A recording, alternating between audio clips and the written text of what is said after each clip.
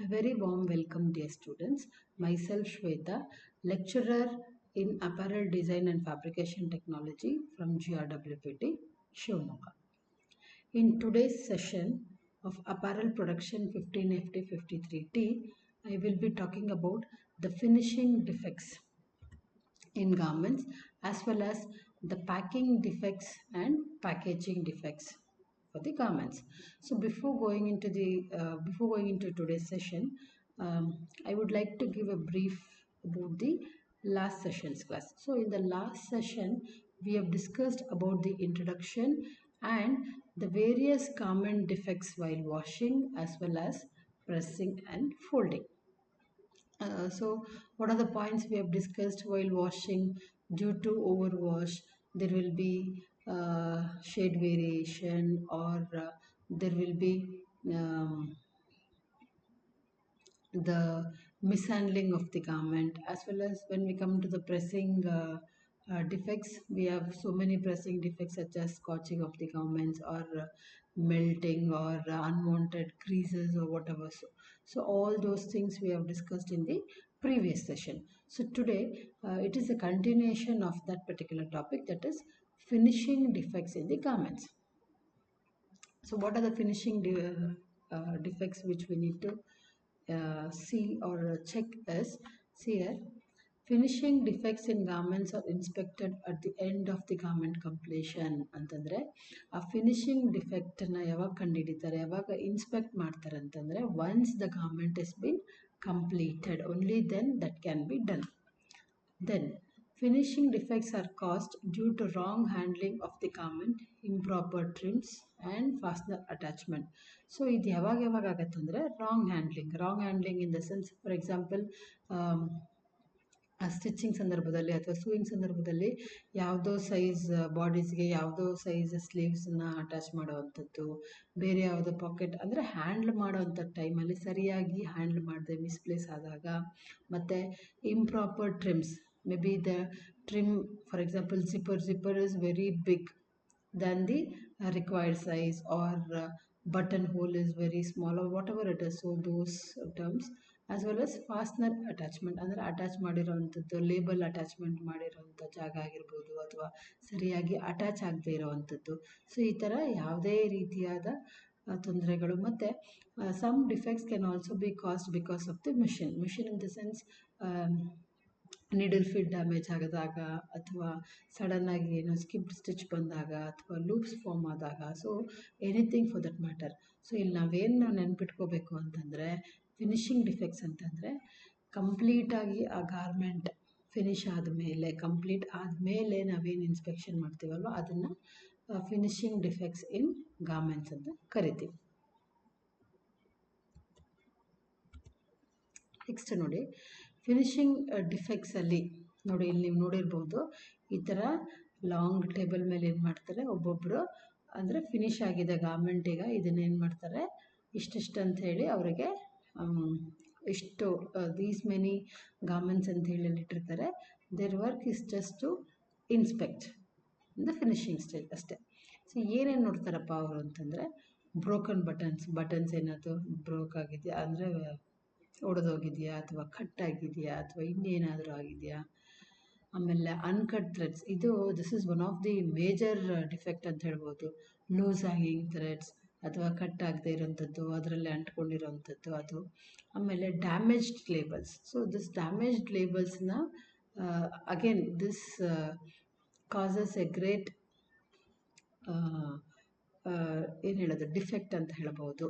Damage ಆಗಿರೋಂಥ ಲೇಬಲ್ನ attach ಮಾಡಿರೋವಂಥದ್ದು, ಬ್ರೋಕನ್ ಆರ್ ಸ್ಕಿಪ್ಡ್ ಸ್ಟಿಚಸ್, ಸರಿಯಾಗಿ ಸ್ಟಿಚ್ ಬೀಳದೇ ಇರೋವಂಥದ್ದು, dirt and stains of the garment. So ನೀವು ಗಾರ್ಮೆಂಟ್ ಇಂಡಸ್ಟ್ರಿಗೆ ಹೋಗಿದ್ದಾಗ ವಿಸಿಟ್ಗೆ ಏನಾದ್ರು ನೀವು ನೋಡಿರ್ಬೋದು, ಈ ಡರ್ಟ್ ಮತ್ತು ಸ್ಟೈನ್ ಸೆಕ್ಷನ್ ಅಂತಲೇ ಇರುತ್ತೆ. ಈ ಮಷಿನ್ ಆಯಿಲ್ ಇರ್ಬೋದು, ಅಥವಾ ಈ ಆಪರೇಟರ್ ಏನಾದರೂ ಸರಿಯಾಗಿ ಹ್ಯಾಂಡಲ್ ಮಾಡಿ, ಅಥವಾ ಏನಾದರೂ ಡರ್ಟ್ ಇತ್ತು, ಸ್ಟೈನ್ ಇತ್ತು, ಧೂಳಿತ್ತು ಅಂದರೆ ಏನಾಗುತ್ತೆ, ಅದನ್ನು ಒಂದು ರೆಕ್ಟಿಫೈ ಮಾಡೋದಕ್ಕೆ ಒಂದು ಸಪ್ರೇಟ್ ಸೆಕ್ಷನ್ ಅಂತಲೇ ಇದೆ. Which means you can just imagine so how many garments goes into this. ಆಮೇಲೆ ಕಲರ್ ಏನಾದರೂ ಬ್ಲೀಡ್ ಆಗಿ ಸ್ಟೇನ್ ಆದಾಗ, so all these things comes under this finishing defects ಅಂತ ಹೇಳ್ಬೋದು. ಆಮೇಲೆ wrong placing of trims and accessories. So as we have discussed, ಆ particular ಗಾರ್ಮೆಂಟಿಗೆ suitable ಇಲ್ಲದೆ ಇರುವಂಥ ಒಂದು ಟ್ರಿಮ್ನ ಹಾಕುವಂಥದ್ದು, ಜಿಪ್ಪರ್ ಆಗಿರ್ಬೋದು ಅಥವಾ ಬಟನ್ ಆಗಿರ್ಬೋದು ಅಥವಾ ಹುಕ್ ಆಗಿರ್ಬೋದು. So whatever matter, so even those things has to be inspected. Okay.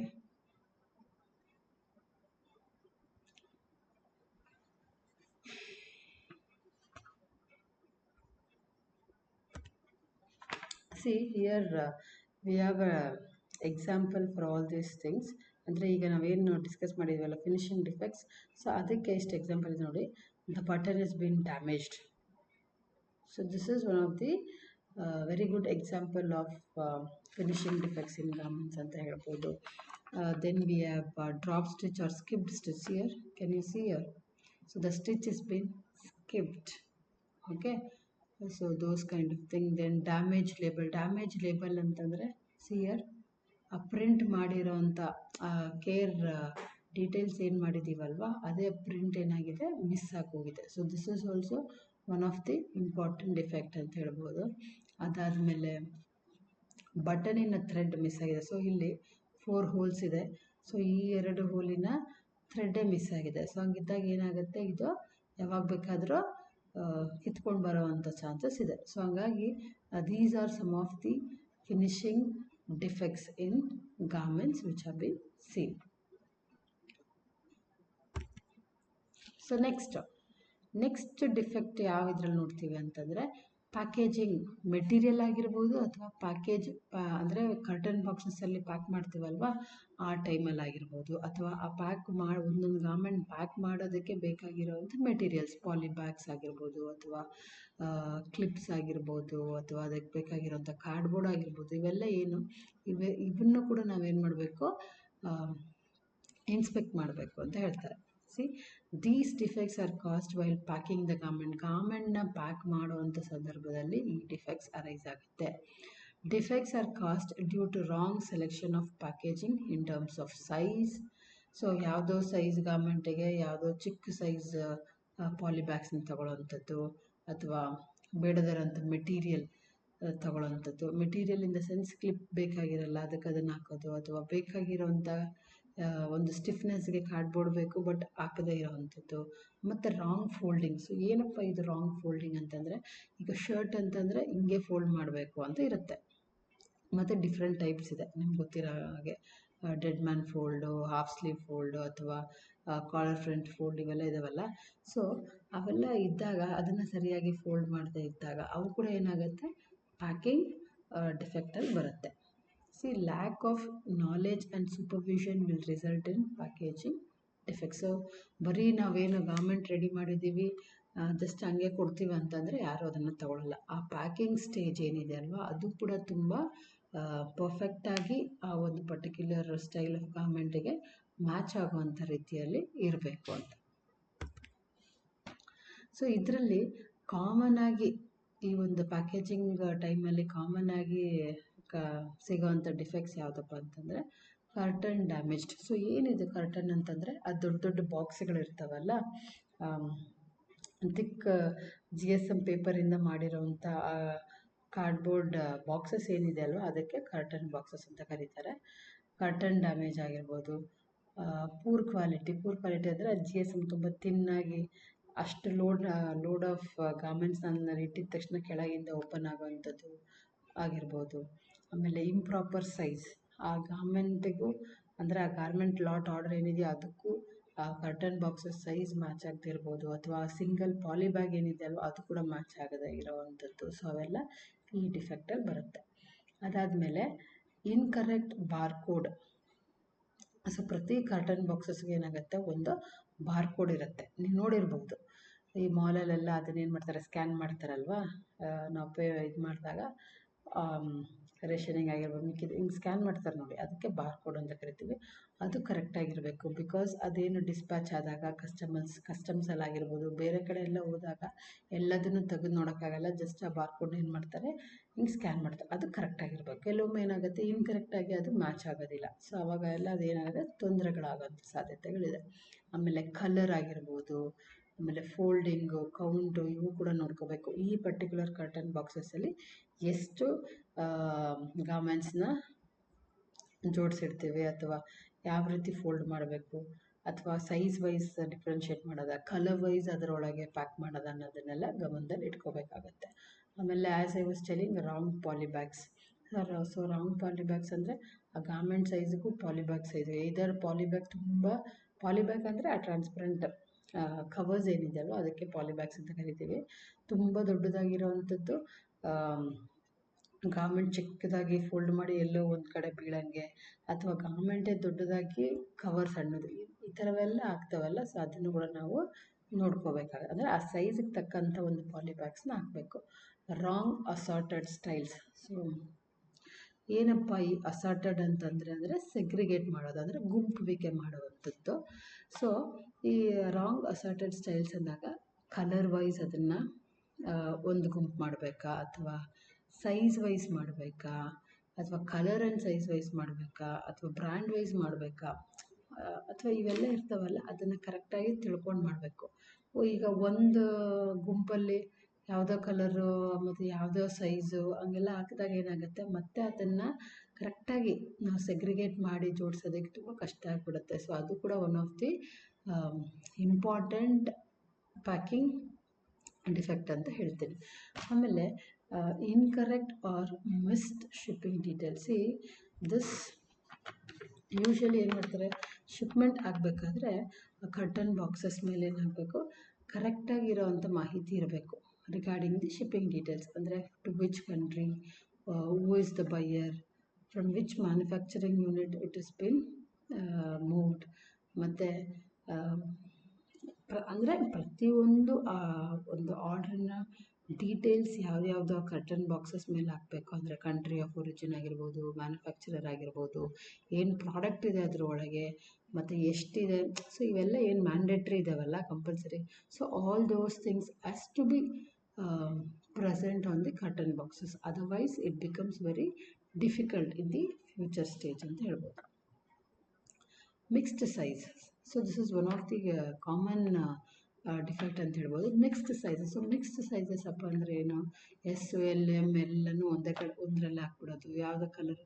So sizes ಎಲ್ಲ ಮಿಕ್ಸ್ ಆದಾಗ ಅದನ್ನು ಕರೆಕ್ಟಾಗಿ ಸೆಗ್ರಿಗೇಟ್ ಮಾಡಿ ತೆಗೆಯೋದಕ್ಕೆ ಮತ್ತೇನಾಗುತ್ತೆ, ತುಂಬ ಟೈಮ್ ಹಿಡಿಯುತ್ತೆ. ಸೊ ಅದನ್ನು ನೀಟಾಗಿ ಜೋಡಿಸೋವಾಗಲೇ ಕರೆಕ್ಟಾಗಿ ಇನ್ಸ್ಪೆಕ್ಟ್ ಮಾಡಿ, ಅದಕ್ಕಂತಲೇ ಇನ್ಸ್ಪೆಕ್ಟರ್ಸ್ ಇದ್ದಾರೆ, ಅಥವಾ ಕ್ವಾಲಿಟಿ ಚೆಕರ್ಸ್ ಅಂತ ಕೇಳಿರ್ಬೋದು ನೀವು.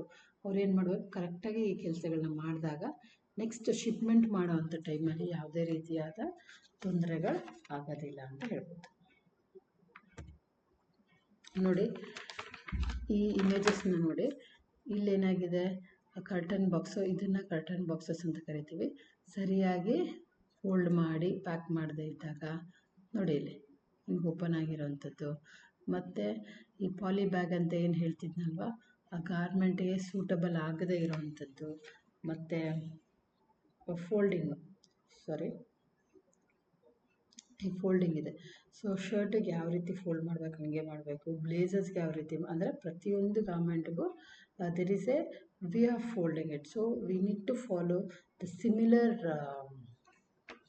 Method of folding, otherwise again it becomes a defect in the future stage ಅಂತ ಹೇಳ್ಬೋದು.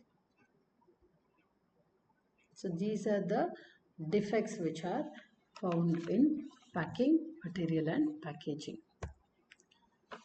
So this is the assessment for this particular session. So in this assessment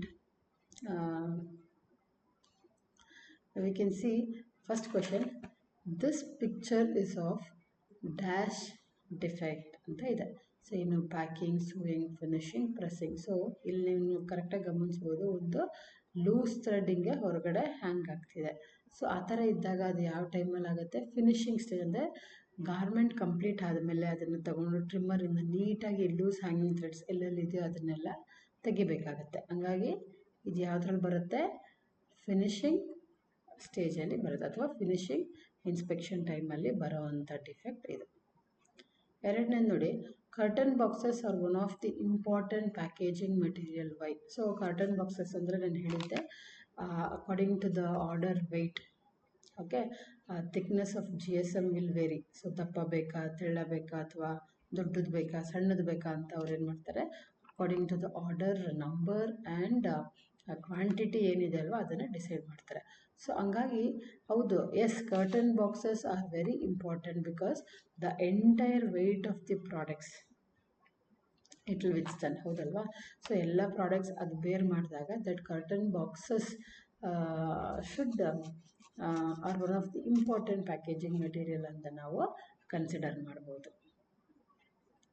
So answer is yes, because curtain boxes withstand the entire weight of the products. Okay, so this is the assessment part.